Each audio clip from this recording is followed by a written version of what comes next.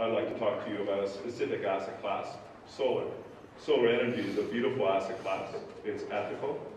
It provides a real clean energy source. It's renewable, and we know that the closest fusion reactor that's safe to work with is the sun. So this is an embodiment of some of my work for the last 2 decades. And we now have a team both called RightsFusion, which is the R&D team, and we've made a public unlisted company called SOLARA Australia Limited as well to take advantage of some of the new crowdfunding methods. So the disclaimer has now been issued, and today we're going to talk a little bit about a theme that's close to my heart, using technology for change, but in a positive way. And this is to take a positive spin on the sci-fi future that we all could make. We like to call that solar punk.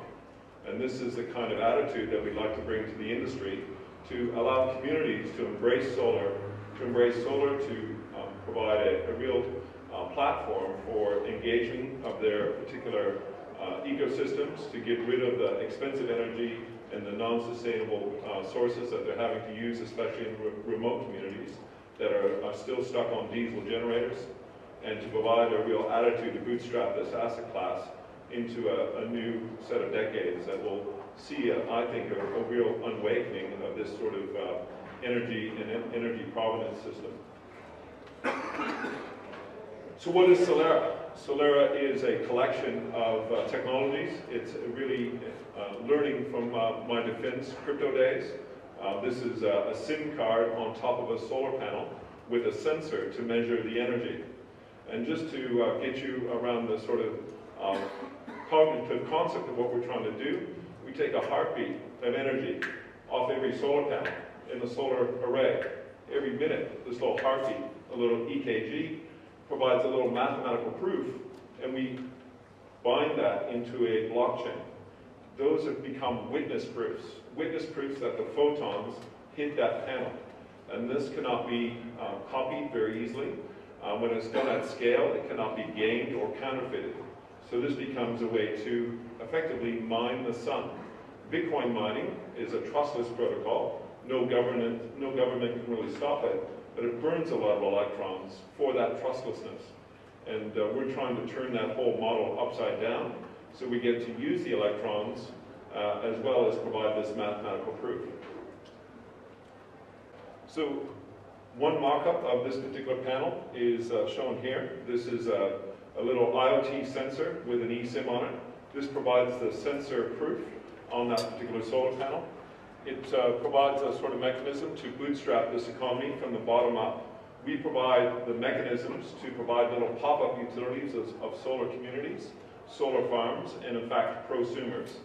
So what we're looking to do is to provide a token sale at the same time as a crowdfunding event. So this has never been done before. I guess we like to do things differently. So here goes. We're going to embrace a crowdfunding platform for equity, raising $1 million of equity in the core company, SOLARA Australia Limited. And at the same time, we're doing a token sale. Soft cap would be $15 million, and if we can achieve that $15 million, we have a participation from Swiss funders that they want to set up a project fund offshore to seed these solar farms all around the world. So this is not just an Australian play. If we can get to a certain size and critical mass, this will become a type of treasury-grade asset class that we can pop up around the world. The equity investment is available right now for sophisticated and professional investors.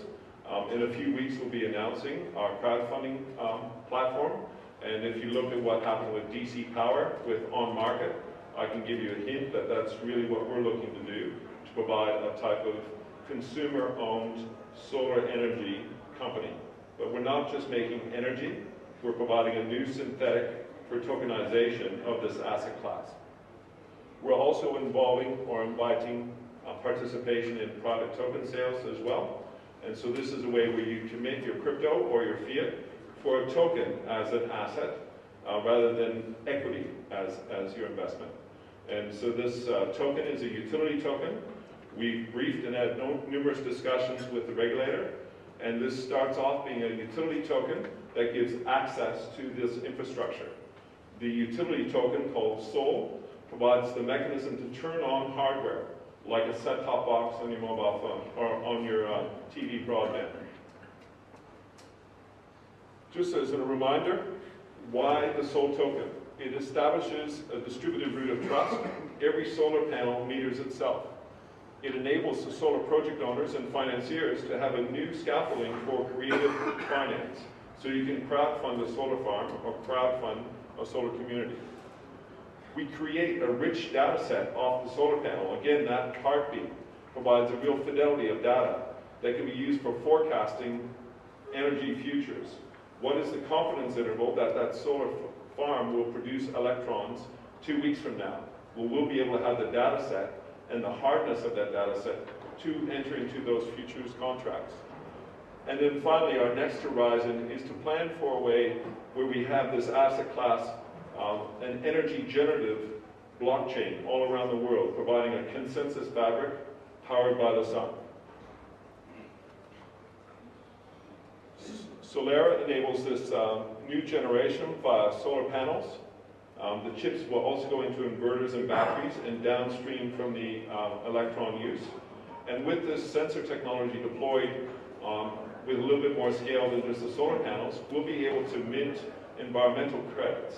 These are called energy offset credits or carbon credits. There is no carbon credit market here in Australia, but around the world, the Chinese and various different developing countries are still trading in environmental credits, and this is a huge marketplace that can really take advantage of tokenization. Again, the little hardware story, this chip is actually working. It's something that's been made in production. It provides this cryptographic proof on the actual panel, and it is patented and issued in Australia, and we have exclusive access to this. We've added the blockchain tokenization elements to it. And this provides a new way to reward investors, provide a platform for a couple of different markets. And if you go through past this topology blockchain diagram, each little solar installation can participate as a node on the network. And the SOL token provides a mechanism for two economies. One economy is the electrons that are produced off the panel. The other economy is the data that is produced off the panel.